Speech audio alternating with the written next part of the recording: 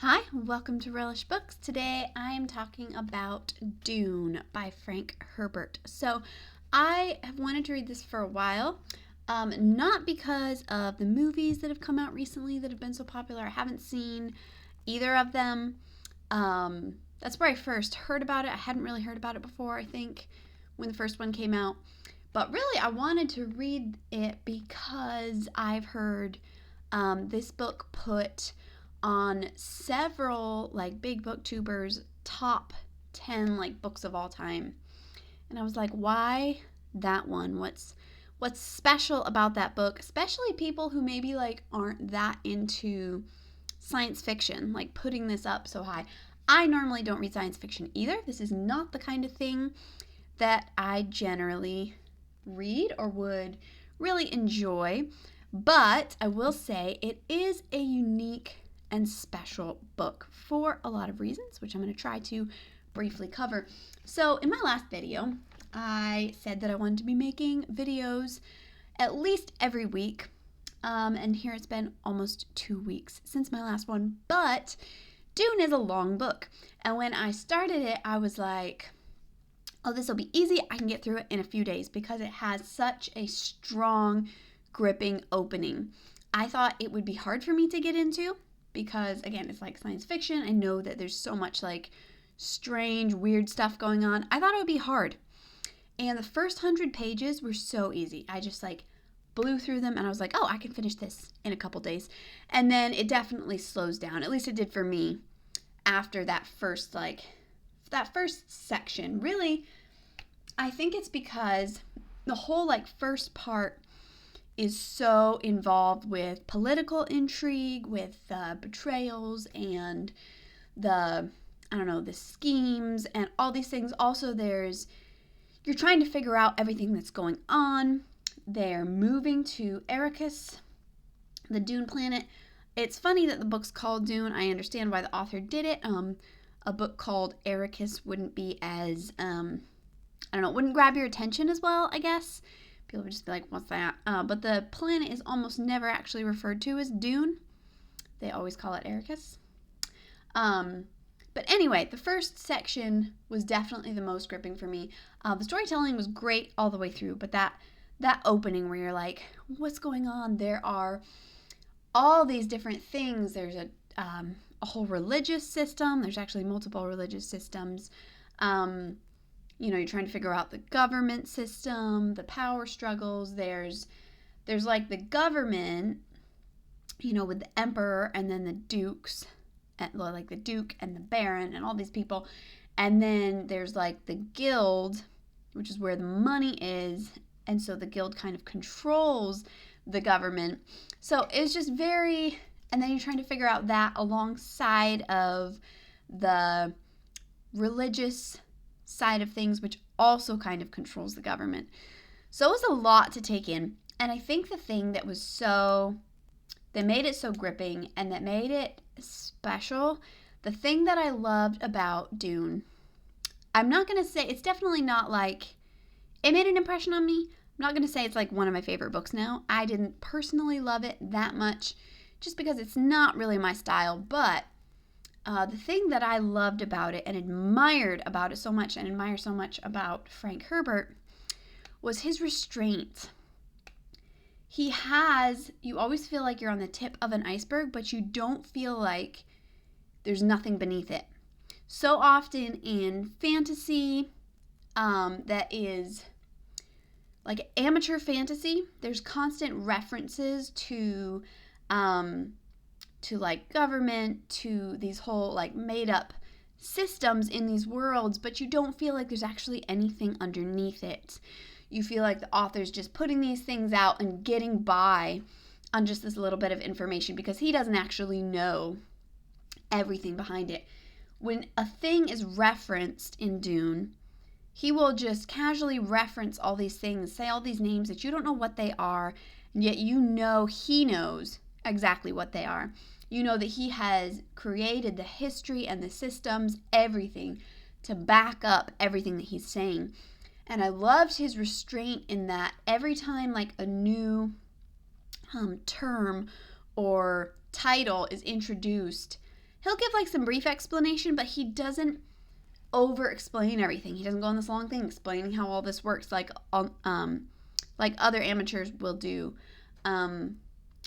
or some amateur authors will do, where they just are over explaining their world. There's kind of the side of things where they're just vague because they don't actually know everything about their world, and then there's the side of things that are just, you feel like you're not reading a story, you're just having this world over explained to you. He didn't do either thing. When you meet a term, you just kind of have to be patient. You kind of have to guess at what it is based on the surrounding evidence, and then you will slowly come to understand these things. And you don't understand everything, but that doesn't matter because you can tell what's going on in the story, and you know that the author knows all these terms, all these things, and that just gives it such a good sense of authenticity.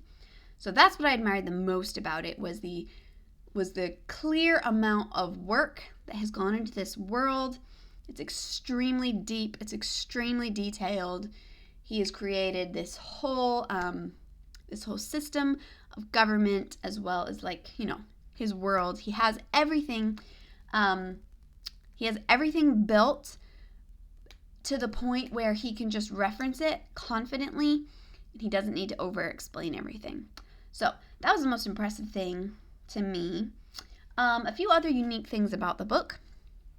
I thought it was really interesting how the two kind of main characters' perspectives shift a lot. You get perspective chapters from tons of different people throughout the book, but it's surrounding really two main characters. Obviously, Paul, who is, he's the central character, but I don't even know if he has the most perspective chapters because of his nature, which I can't really explain. You got to read the book.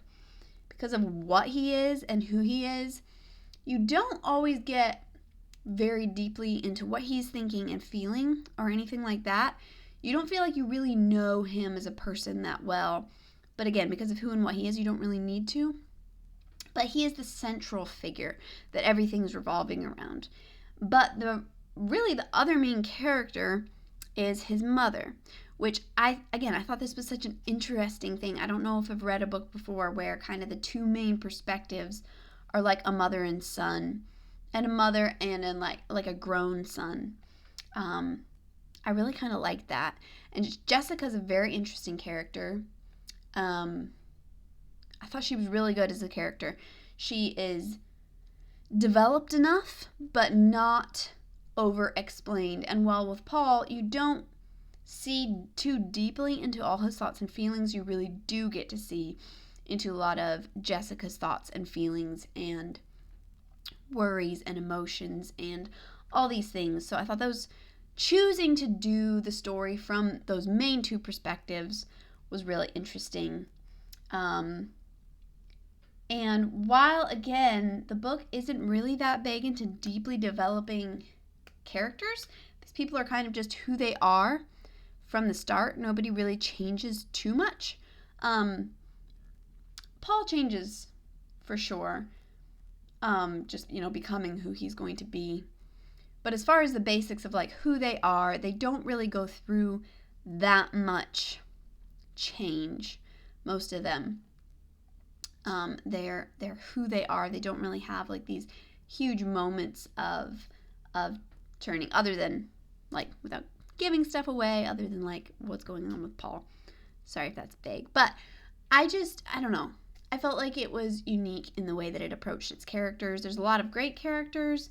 I enjoyed all the like military guys, seeing their loyalties, their choices. That was fun. It's also interesting having like Jessica as one of the main characters because it's really mostly a male kind of cast because of the military and political aspect of it. There are definitely some strong female characters with the whole religious order thing and the Reverend Mothers and all that whole side of it. Those are all women, obviously, but you don't get to know many of them very well. Another character that I really liked, that I didn't expect to like, but I thought was done super well, and again just showed a level of restraint in the author, I think, was Cheney.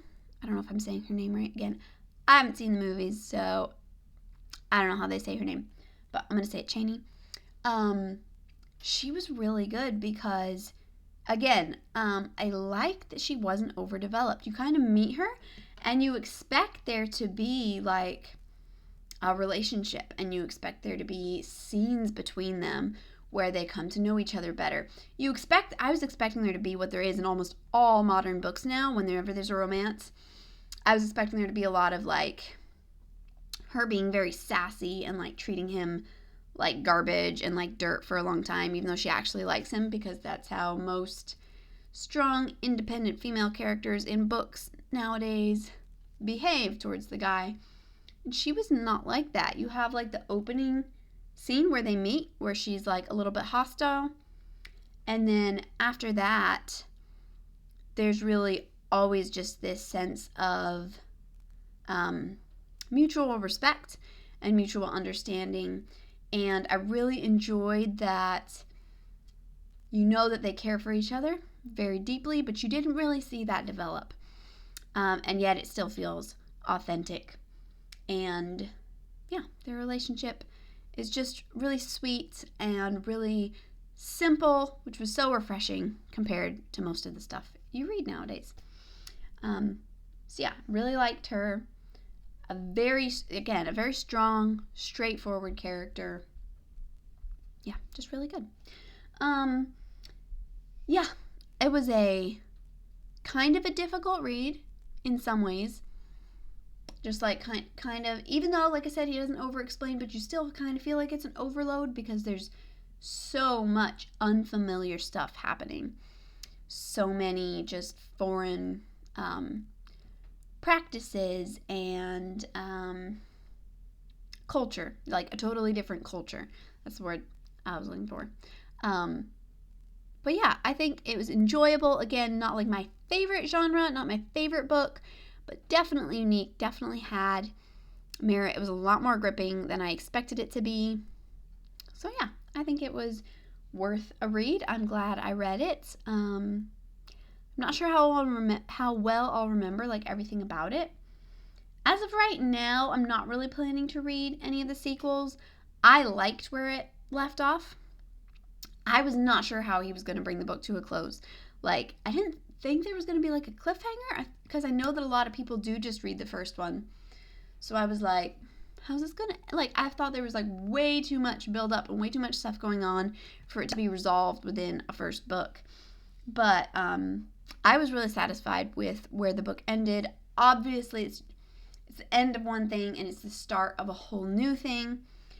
So there's definitely a lot of room for sequels, but I liked where it ended. So unless people come on here and are like, no, you have to read the sequels, they're great. I think I'm just going to stick with this one for now, but I liked it. So those are my thoughts on Dune. I am a good part of the way into Watership Down, so that's going to be my next video. Thanks so much for watching. I'll see you next time. Bye.